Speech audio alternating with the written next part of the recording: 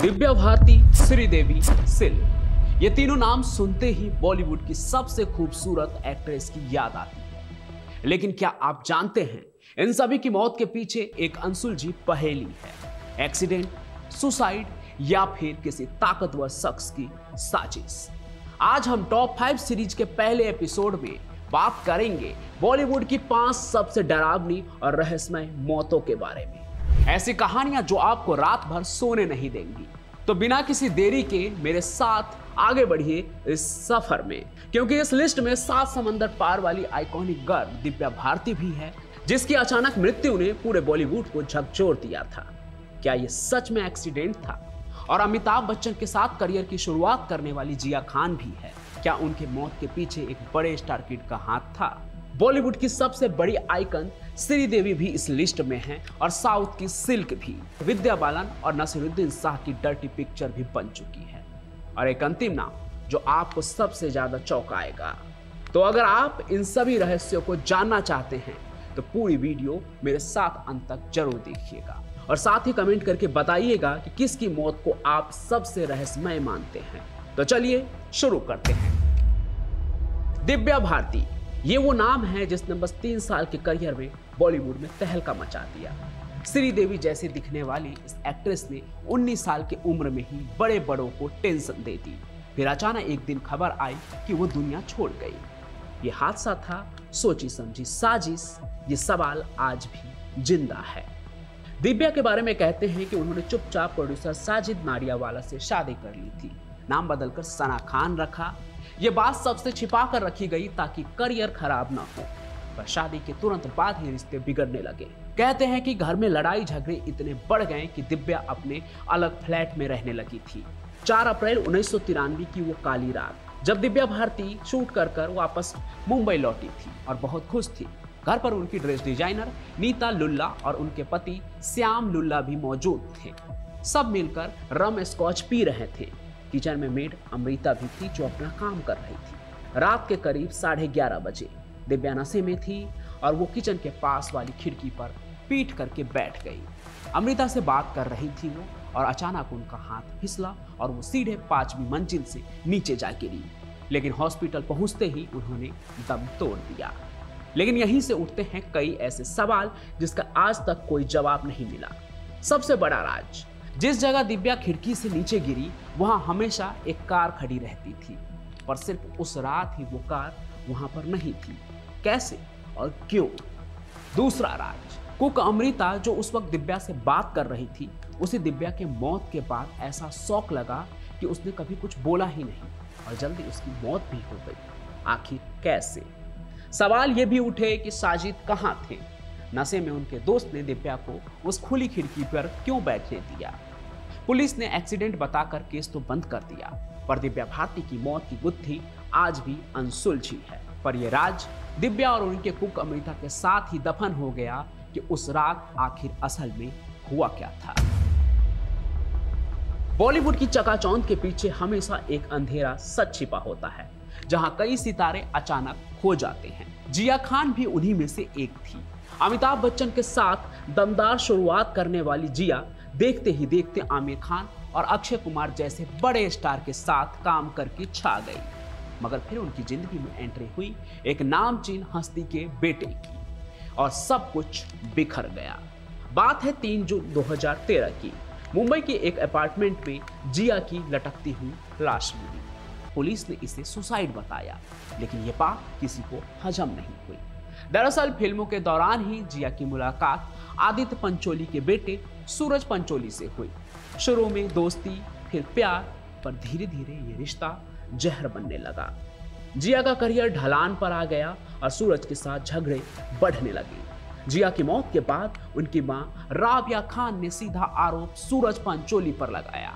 उन्होंने कहा कि उनकी बेटी ने आत्महत्या नहीं की, बल्कि उसका कत्ल हुआ है। जांच में पता चला कि मौत से ठीक पहले जिया और सूरज के बीच जबरदस्त बहस हुई थी। कुछ दिन बाद पुलिस को जिया के पास से 6 पन्नों का सुसाइड नोट मिला। इस खत में किसी का नाम नहीं था, पर उसने प्यार के नाम पर मिले धोखे, मानसिक और शारीरिक टॉर्चर और एबॉर्शन के दर्द की पूरी कहानी लिखी थी। जो हर तरफ से सूरज पंचोली की तरफ ही इशारा कर रहा था। खत पढ़कर सूरज पंचोली को गिरफ्तार कर लिया गया। उन पर आत्महत्या के लिए उकसाने का आरोप भी लगा। लेकिन कहानी में सबसे बड़ा मोड़ तब आया जब राबिया खान ने ब्रिटेन से फॉरेंसिक एक्सपर्ट को बुलाया। उस रिपोर्ट में सामने आया कि जिया के गले और चेहरे पर चोट के निशान थे जो लटकने से नहीं आ सकते थे। इस सबूत के बाद केस सीबीआई को सौंप दिया गया। सालों तक जांच चली, पर 2020 में सीबीआई ने भी मर्डर की बात से इनकार कर दिया। हालांकि ये माना कि जिया को आत्महत्या के लिए उकसाया गया था, मगर ठोस सबूतों की कमी के चलते सूरज पंचोली बरी हो गए। बाद में इन्हीं एक्टर का नाम दिशा सालियान के केस में भी आया। हालांकि जिया की मां आज भी हार नहीं मानी है। उनका कहना है कि जो लड़की खुश थी और जिसके पास नए फिल्मों के कॉन्ट्रैक्ट थे, वो खुदकुशी क्यों करेगी। जिया खान की मौत आज भी एक अनसुलझी पहेली है। क्या ये सुसाइड था या सोची समझी साजिश? ये राज शायद हमेशा हमेशा के लिए जिया के साथ ही दफन हो गया। 24 फरवरी 2018 ये दिन बॉलीवुड के लिए एक शौक था। हमारी सबकी फेवरेट श्रीदेवी दुबई के एक 5 स्टार होटल में खत्म हो गई। मौत की वजह बाथटब में डूबना। सवाल यही है कि इतनी बड़ी हीरोइन जिसकी हाइट बाथटब से भी बड़ी थी, वो आखिर कैसे डूब गई। उस कमरे में सिर्फ उनके पति बोनी कपूर थे और कहानी भी उन्हीं की थी। बोनी ने बताया कि श्रीदेवी नहाने गई और जब बहुत देर तक बाहर नहीं आए तो वो अंदर गए और उन्हें बाथटब में डूबा हुआ पाया। पुलिस ने जांच की, यहां तक कि बोनी कपूर का लाई डिटेक्टर टेस्ट भी हुआ, पर अंत में इसे हादसा बताकर फाइल बंद कर दी गई। लेकिन जनता के मन में डाउट हमेशा रहा। आगे चलकर 250 करोड़ के इंश्योरेंस वाली बात ने भी मामले को गरमा दिया था। इन सभी चीजों के 5 साल बाद बोनी कपूर ने एक नया राज खोला जिसने सबको हिला दिया। उन्होंने बताया कि श्रीदेवी को लो ब्लड प्रेशर की दिक्कत थी। वो स्क्रीन पर फिट दिखने के लिए भूखी रहती थी और नमक तक नहीं खाती थी। इस चक्कर में वो अक्सर बेहोश हो जाती थी। बोनी कपूर का मानना है कि दुबई में भी यही हुआ होगा। वो बेहोश हुई और बाथटब में डूब गई।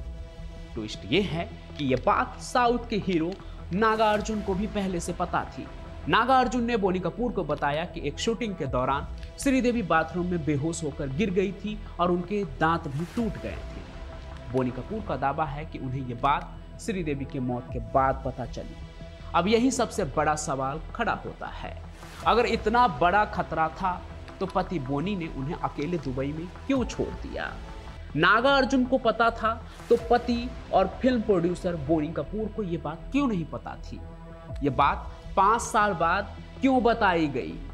बेशक केस बंद है, लेकिन बोनी कपूर चाहे कितनी भी सफाई दे दे, श्रीदेवी की यह अनसुलझी मौत आज भी बॉलीवुड की सबसे बड़ी मिस्ट्री बनी हुई है, जिसके आसपास उनका ही नाम गूंजता है और जनता की नजर में वो हमेशा शक के घेरे में है। सिल्क स्मिता वो लड़की जो गरीबी और बचपन से मिली जलालत से निकलकर साउथ सिनेमा की सबसे बड़ी स्टार बन गई।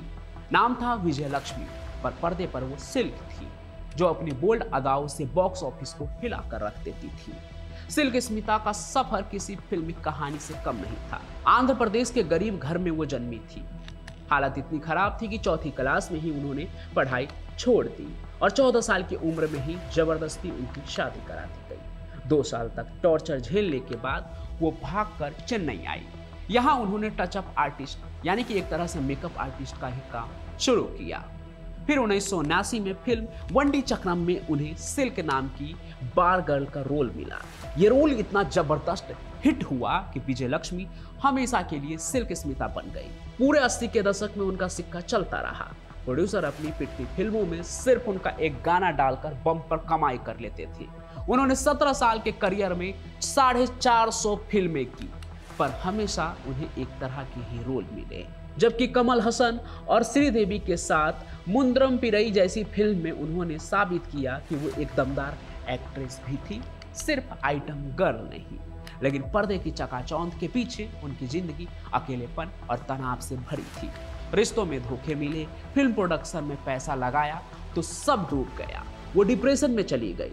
22 सितंबर 1996 की रात सिर्फ 35 साल की उम्र में वो अपने घर में पंखे से लटकी पाई गई।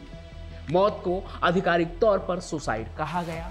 उनकी हैंडराइटिंग में एक सुसाइड नोट भी मिला जिसमें उन्होंने उन लोगों के धोखे का जिक्र किया जिन पर उन्होंने भरोसा किया था। मगर कहानी यहाँ खत्म नहीं होती। उनकी मौत आज भी एक बड़ा रहस्य है। कुछ दावों के मुताबिक अपनी मौत से ठीक पहले उन्होंने किसी दोस्त को फोन किया था, पर बात कट गई। सबसे चौंकाने वाला दावा तब आया जब एक मशहूर कोरियोग्राफर ने कहा कि उन्होंने सिल्क का शरीर देखा, तो उन्हें सीधा शक हुआ कि यह आत्महत्या नहीं, सिल्क स्मिता की जिंदगी का उतार चढ़ाव और उनकी रहस्यमय मौत आज भी बॉलीवुड की सबसे दुख भरी और अनसुलझी कहानियों में से एक है। इनकी जिंदगी के ऊपर बॉलीवुड में एक फिल्म भी बनी जिसमें हीरो नसरुद्दीन और सिल्क किरदार में विद्या बालन थी। परवीन बाबी बॉलीवुड की वो सुपरस्टार जिसे लोग ग्लैमर और बोल्डनेस के लिए जानते थे, मगर इस चमक दमक के पीछे का सच बहुत डरावना था। उनका अंत इतना अकेला और रहस्यमय हुआ कि आज भी वो एक अनसुलझी कहानी है। 20 जनवरी 2005 को परवीन बाबी अपने मुंबई के अपार्टमेंट में मृत पाई गई। उनकी मौत का पता तब चला जब उनके घर का दरवाजा कई दिनों तक बंद रहा। पुलिस को पता चला कि उनकी मौत कुछ दिन पहले ही हो चुकी थी। वजह थी मल्टीपल ऑर्गन फेलियर। लेकिन मौत की वजह से ज्यादा बड़ा रहस्य उनकी आखिरी जिंदगी थी। परवीन अपनी जिंदगी के आखिरी सालों में बिल्कुल अकेली थी और स्किज़ोफ्रेनिया से जूझ रही थी। वो लगातार कहती थी कि बॉलीवुड के बड़े लोग, नेता और अंडरवर्ल्ड के लोग उन्हें मारना चाहते हैं। उन्होंने यहां तक कि आरोप लगाया था कि अमिताभ बच्चन भी उन्हें जान से मारना चाहते हैं। उस वक्त सब ने उनकी बातों को उनकी बीमारी मानकर खारिज कर दिया। उन्हें लगता था कि परवीन सिर्फ वहम कर रही है। मगर सवाल ये है कि क्या परवीन की अकेलेपन और मौत के पीछे बीमारी थी या उनकी बातों में थोड़ी सी भी सच्चाई थी।